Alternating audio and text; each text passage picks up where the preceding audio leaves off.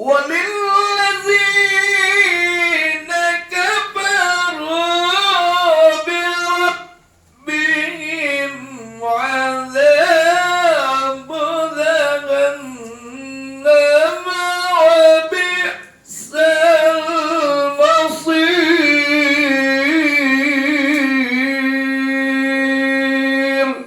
صدق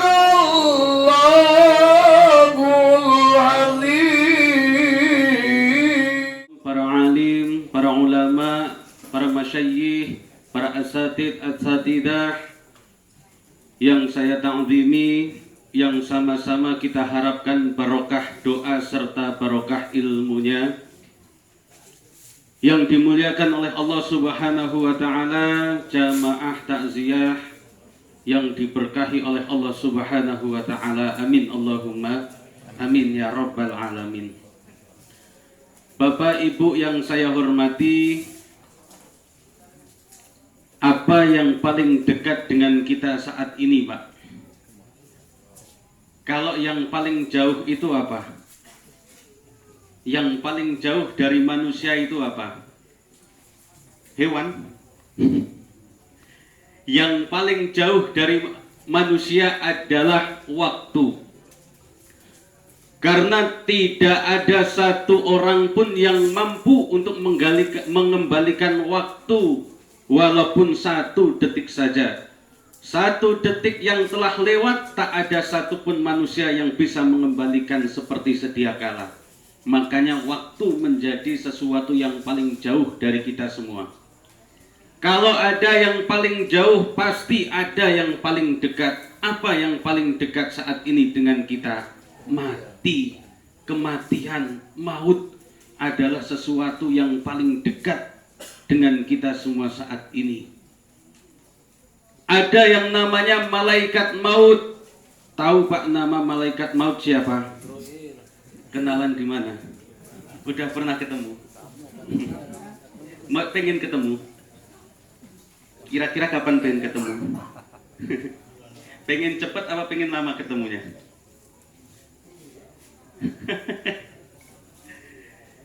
Malaikat maut itu datang kepada manusia ternyata tidak cuman ketika mau nyabut nyawa kita saja, ndak. Selama ini kita anggap bahwasanya malaikat Israel itu datang kepada manusia saat ingin mencabut nyawa kita, ternyata tidak. Lalu kapan saja malaikat maut itu datang kepada manusia? 1 hari itu 70 kali, Pak. 70 kali malaikat Israel itu datang ke kita. Kalau 1 hari itu ada 24 jam, berarti dibagi 70 kira-kira 21 menitan. 21 menit malaikat Israel itu nengokin kita. Setiap 21 menit malaikat Israel, malaikat maut itu datang ke kita. Tidak cuman datang, Pak, tetapi benar-benar memperhatikan satu persatu wajah yang dia sambangin. Diperhatikan nian. Apal nian kalau sama muka Om Haji? Apal. Bahkan saya yakin lebih perhatian malaikat Israel daripada istri Om Haji. Kalau istri Om Haji paling nengokin muka Om Haji pagi, udah ditinggal kerja. Jumpa lagi besok pagi lagi. Berapa kali? Cuman 2 kali. Tapi malaikat Israel setiap kali datang ke kita, setiap hari datang ke Om Haji berapa kali? 70 kali. Dan benar-benar memperhatikan muka Om Haji, apal yang tai lalatnya di mana, alisnya bentuknya cak mano, apal nian, diperhatikan nian. Itu malaikat Israel setiap kali datang ke manusia. Ketika manusia itu sedang tertawa terbahak-bahak bercanda dengan kawan-kawannya, apa kata malaikat Israel? Alangkah herannya saya ini manusia, kok lagi ketawa-ketawa terbahak-bahak seperti ini. Gak tahu sebentar lagi saya ambil nyawanya. Heran saya masih seperti itu. Ketika dia itu sedang maksiat, apa kata malaikat? Ya Allah, ya Rabb, biar saya cabut saja nyawa manusia ini. biar saya habisi saja yang satu ini, maksiat terus gawenyo. Apa kata Allah? Jangan, belum saatnya. Ketika maksiat lagi, sama malaikat mengatakan hal tersebut. Ya Allah, aku ambil saja nyawanya daripada maksiat terus. Kata Allah, jangan, belum saatnya. Setiap kali kita bermaksiat, malaikat berkata seperti itu, tapi karena belum saatnya Allah mengatakan jangan, belum saatnya. Itulah sayangnya malaikat Israel kepada kita semua. Sampai satu hari 70 kali malaikat itu nengokin kita. Bapak Ibu yang saya hormati, maka kata Rasulullah, orang yang paling cerdas di antara kita adalah orang yang mengingat mati.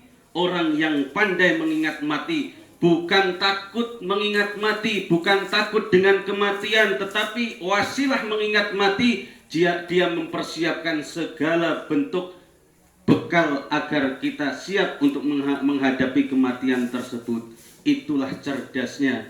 Orang yang paling baik di antara yang lain adalah orang yang sering mengingat mati, kata Rasulullah Muhammad sallallahu alaihi wasallam.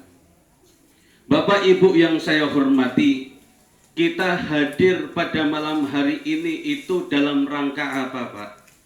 Takziah. Apa makna takziah? Takziah hakikatnya adalah tasabbur. Apa itu tasabbur? Tasabbur itu memberi nasihat tentang kesabaran, memberi kekuatan kepada ahli musibah, dihibur agar sabar, agar tabah. Karena yang namanya orang ketika diuji dengan rasa sabar, dengan musibah yang begitu besar, terkadang sehebat apapun manusia, sepandai apapun ilmu agamanya, dia akan lupa tentang ilmu sabar.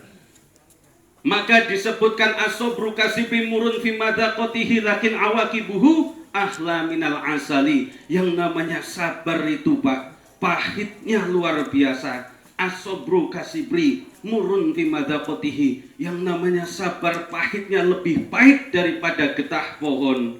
Bapak-bapak, ibu-ibu pernah ndak makan brotowali? Pernah ndak makan brotowali? Belum pernah. Ada yang pernah, ada yang belum pernah. Kalau yang belum pernah, coba Pak makan brotowali, rasanya manis atau pahit, dirasain nanti. Pahitnya brotowali itu pahit luar biasa, tetapi pahitnya getah pohon lebih pahit daripada brotowali. Kalau brotowali pahitnya menjadi obat, saking pahitnya getah pohon sampai tidak bisa dikonsumsi, menjadi racun, saking pahitnya getah pohon. Tetapi pahitnya getah pohon itu kalah pahitnya dengan orang yang sedang diuji dengan rasa sabar. Dengan kesabaran, yang namanya getah pohon yang pahitnya sampai menjadi racun itu tidak ada apa-apanya, Pak, dengan orang yang sedang diuji dengan rasa sabar. Makanya beratnya luar biasa ketika orang itu sedang diuji dengan rasa sabar. Saya pandai menyampaikan teori, saya pandai menyampaikan hadis Rasulullah, saya bisa menyampaikan menjadi wasilah ayat Al-Quran tentang rasa sabar. Akan tetapi ketika saya diuji dengan rasa sabar, belum tentu saya bisa bersabar. Karena saking beratnya ujian sabar. Maka dalam ayat disebutkan watawasau bil haq watawasau bis sabr. Saling mengingatkan dalam kesabaran. Kalau ada kata saling mengingatkan dalam kesabaran, itu artinya terkadang orang itu mampu menasehati diri sendiri tentang rasa sabar. Terkadang orang itu tidak mampu menasehati dirinya, mengingatkan dirinya sendiri tentang rasa sabar. Sekelas Umar bin Khattab, sahabat Nabi yang paling dekat dengan Nabi, orang yang paling gagah, orang yang paling garang, orang yang setiap hari bersama Nabi, orang yang belajar agama dengan Nabi, orang yang belajar syariat dengan Nabi, orang yang hidupnya bersama Nabi. Semua kenal tentang Umar bin Khattab. Begitu garangnya, gagahnya Umar bin Khattab, tidak pernah nangis. Tetapi ketika diuji dengan rasa sabar yang luar biasa dahsyatnya, Umar bin Khattab lupa dengan ilmu sabar. Kapan Pak Umar bin Khattab itu lupa dengan ilmu sabar?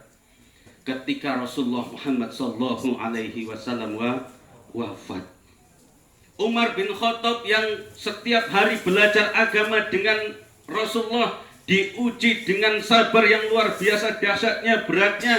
Wafat Nabiullah Muhammad sallallahu alaihi wasallam, Umar bin Khattab lupa dengan ilmu sabar sampai dia mengatakan, barang siapa yang mengatakan Nabi Muhammad itu wafat, barang siapa yang mengatakan Nabi Muhammad itu meninggal, akan aku tebas kepalanya, penggal lehernya. Saking beratnya ilmu sabar, saking beratnya ujian sabar, saking luar biasanya dahsyat ujian sabar yang diberikan oleh Allah Subhanahu wa ta'ala. Maka diingatkan oleh siapa? Abu Bakar As-Siddiq diingatkan, wahai Umar, kalau selama ini kamu menyembah Muhammad, maka Muhammad ciptaan Allah, milik Allah. Muhammad diambil oleh Allah. Muhammad sudah tidak bersama kita lagi. Muhammad sudah diambil ruhnya oleh Allah. Tetapi kalau selama ini kamu menyembah Allah, Allah hidup selamanya. Baru dia ingat dengan kalimat sabar, baru dia ingat dengan ilmu sabar. Sekelas Umar saja butuh nasihat dari orang lain, Pak. Apalagi kita ketika diuji, ditinggal wafat oleh orang-orang tercinta dan terdekat kita.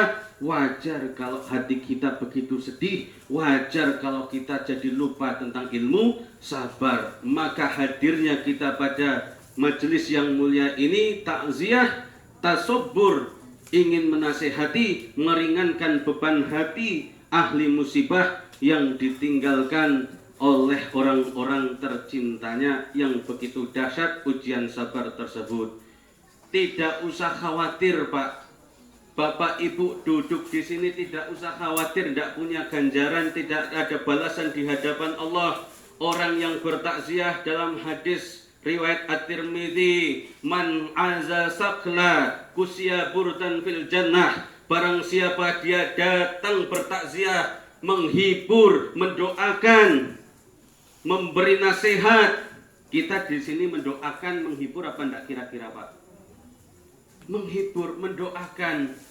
Di sini kita ikhlas mendoakan, di sini kita ikhlas meringankan beban ahli musibah. Maka kusya burdan fil jannah, nanti di akhirat akan diberikan oleh Allah Subhanahu wa ta'ala, diberi hadiah oleh Allah Subhanahu wa ta'ala pakaian kehormatan.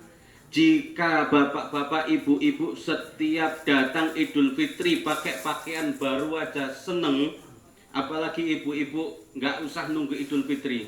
Pokoknya hampir setiap pekan, hampir setiap bulan itu ada aja yang mau dibelanja pakaiannya. Itu aja seneng, apalagi nanti di akhirat. Di akhirat kita akan diberikan pakaian kemuliaan oleh Allah Subhanahu wa ta'ala. Itu ganjaran bagi orang-orang yang ikhlas datang ke majelis takziah seperti yang kita lakukan pada malam hari ini. Mudah-mudahan kita semua mendapatkan ridho dari Allah Subhanahu wa ta'ala, dan keikhlasan kita duduk bermajlis mendoakan, memberi rasa tenang dan sabar kepada ahli musibah, diganjar ibadah di hadapan Allah Subhanahu wa ta'ala. Amin. Allahumma amin ya rabbal alamin. Wallahul muwafiq ila aqwamit thoriq. Assalamualaikum warahmatullahi wabarakatuh.